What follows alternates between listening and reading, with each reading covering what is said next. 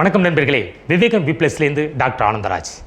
இன்றைய காணொளியில் போட்டித் தேர்வுகளுக்கு அடிக்கடி கேட்கக்கூடிய சில வினாக்களுடைய பாடத்தொகுப்பினை பற்றி பார்ப்போம். சிட்டுக்குருவியின் வீழ்ச்சி என்ற நூலை எழுதியவர் யார்? இந்தியாவின் பறவை மனிதன் என்று அழைக்கப்படுபவர் யார்? மனித இல்லா உலகில் பறவைகள் வாழ முடியும், பறவைகள் இல்லா உலகில் மனிதன் வாழ முடியுமா என்று வினவியவர் யார்? அவரை பற்றி தான் இந்த பாடவேளை. திரு சங்கர் அவர்கள் இயக்கிய சூப்பர் ஸ்டார் ரஜினிகாந்த் நடித்த எந்திரன் 2.0 என்ற படத்தினை நாம் பார்த்திருப்போம். இவரை அறிகிறதா? இவருடைய வேடத்தினில் அக்ஷயகுமார் என்பவர் பட்சிராஜன் என்ற கேரக்டரில் நடித்திருப்பார். இந்த கதையினுடைய முன்னோடி சலீம் அலி அவர்கள். இந்தியாவின் பறவை மனிதன் என்று அழைக்கப்பட்ட சலீம் அலி அவர்களை பற்றி இந்த பாடத்தொகுப்பினை பார்ப்போம். இவரது இயற்பெயர் சலீம் முகைதீன் அப்துல் அலி என்பதாகும். இவர் 1896ஆம் ஆண்டு மும்பையில் உள்ள கேத்வாடி என்ற ஊரில் பிறந்திருக்கின்றார். சிறு வயதின் முதல் வேட்டையாடுவதில் ஆர்வம் கொண்ட இவர் பறவைகளை வேட்டையாடுவதில் வல்லமையுடன் திகழ்ந்திருக்கின்றார். ஒரு நாள் அவரது தோட்டத்தில் சிட்டுக்குருவினை வேட்டையாடும் பொழுது சிட்டுக்குருவி வீழ்ந்து கிடந்தது. அந்த சிட்டுக்குருவியை கெட்டு பார்க்கும் பொழுது மஞ்சள் நிற திட்டு ஒன்று கழுத்தில் வளையமாக இருந்தது. அதை தன் தந்தையிடம் கேட்டார். இந்த குருவிகளுக்கு மட்டும் ஏன் கழுத்தில் வளையம் போல் இருக்கின்றது என்று கேட்க அவர் அதற்கு பதில் கூறாமல் அவர் அங்கிருந்த விலங்கியல் ஆய்வாளருமான MS மில்ட்வேர்ட் என்பவரிடம் கொண்டு அறிமுகப்படுத்தினார். அவர் அதற்கு விளக்கமளித்தார். பறவைகள் தங்களுடைய இனத்தை பாதுகாத்து கொள்ள, வேறுபடுத்தி கொள்ள இது போன்ற வளையங்கள் சில பறவைகளில் இருக்கும் என்று கூறினார். அன்று முதல் இவருக்கு பறவைகளின் மீது ஆர்வம் தோன்றியது. வேட்டையாடுவதிலிருந்து ஆர்வம் குறைந்தது. பறவைகளை பற்றி எண்ணற்ற ஆராய்ச்சிகளை மேற்கொள்ளத் தொடங்கினார். கணிதத்தை எடுத்து படித்தார். அதில் ஆர்வமின்மையால் இடையில் நிறுத்திவிட்டு விலங்கியல் படிப்பினை தொடர்ந்தார். பின்பு மும்பையில் உள்ள இயற்கை வரலாற்று சங்கம் அருங்காட்சியகத்தில் வழிகாட்டியாகவும் பணியினை தொடர்ந்திருக்கின்றார்.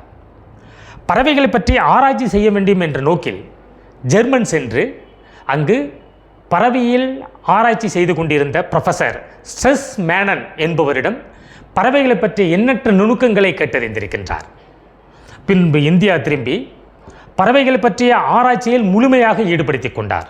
ஒரு நாள் அவரது வீட்டில் படுத்து உறங்கும் பொழுது தூக்கணாங்குருவி என்ற குருவி இனம் கூடு கட்டுவதை வியந்து பார்த்து கொண்டிருந்தார். அப்பொழுது அவர் மனதுக்குள் ஒரு வினா எழுந்தது.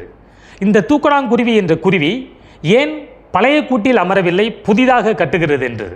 நண்பர்களே, நமக்கு ஒன்று தெரியுமா? நாம் நமது வீட்டினில் ஏதேனும் ஒரு பகுதி இடிந்துவிட்டால் அதை சரி செய்து கொள்வோம், அப்படிதானே? ஆனால் பறவை இனங்கள் அப்படி இல்லை.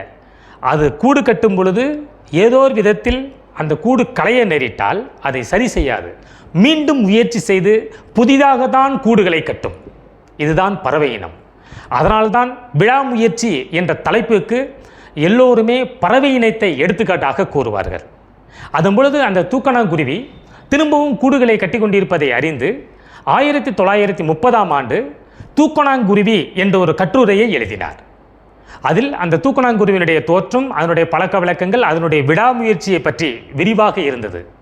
அந்த தூக்கணாங்குருவி என்ற கட்டுரை இன்றளவும் பறவைகளை பற்றி யாரெல்லாம் ஆராய்ச்சி செய்கிறார்களோ அவர்களுக்கு ஒரு பைபிளாகவே விளங்கி கொண்டிருக்கின்றது. பின்பு அவர் இதுவரை எழுதிய பறவைகள் பற்றிய நூல்களும் கட்டுரைகளாவன the book of Indian bird 1941 எழுதியிருக்கின்றார். 1985ஆம் ஆண்டு த ஃபால் ஆஃப் ஸ்பாரோ என்ற நூலை எழுதியிருக்கின்றார். சிட்டுக்குருவியின் வீழ்ச்சி, இந்திய துணைக்கண்டத்தில் பறவைகளுக்கான வழிகாட்டி, இந்தியா மற்றும் பாகிஸ்தான் பறவைகளுக்கிடையிலான பழக்க வழக்கங்கள், the bird of Kutch, the bird of Kerala, the bird of Sikkim, Indian hills bird போன்ற நூல்களை எழுதியிருக்கின்றார். இந்த அத்தனை நூல்களும் பறவைகளை பற்றிய பழக்க வழக்கங்களை பற்றியே எழுதியிருக்கின்றார். மேலும் இவர் பறவைகள் ஆராய்ச்சியாளர் டிலன் ரிப்ளே அவர்களுடன் இணைந்து இந்திய பறவைகளை பற்றி 13 பதிப்புகளாக ஒரு நூல்கள் எழுதியிருக்கின்றார். அதில் பறவைகளுடைய தோற்றம், இனப்பெருக்கம், பறவைகள் வலசை போதல் போன்றவைகளை பற்றி குறிப்பிட்டிருக்கின்றார்.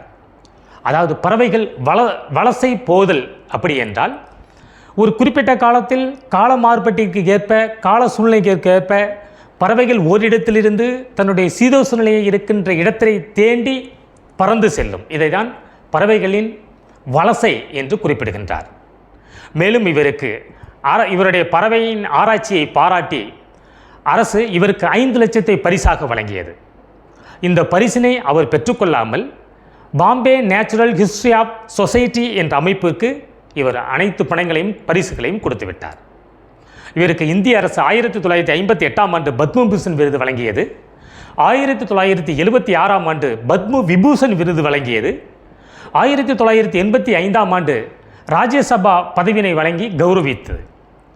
இந்த மிகச்சிறந்த பறவையியல் ஆராய்ச்சியாளரான சலீம் மொஹைதீன் அப்துல் அலி என்று அழைக்கக்கூடிய சலீம் அலி அவர்கள் 1987ஆம் ஆண்டு ஜூன் 20ஆம் தேதி புற்றுநோயினால் காலமானார். இவருடைய பெயரை போற்றும் வகையினில் இந்திய அரசு கோவாவில் உள்ள பறவைகள் சரணாலயத்திற்கு சலீம் அலி பெயரை சூட்டியுள்ளது.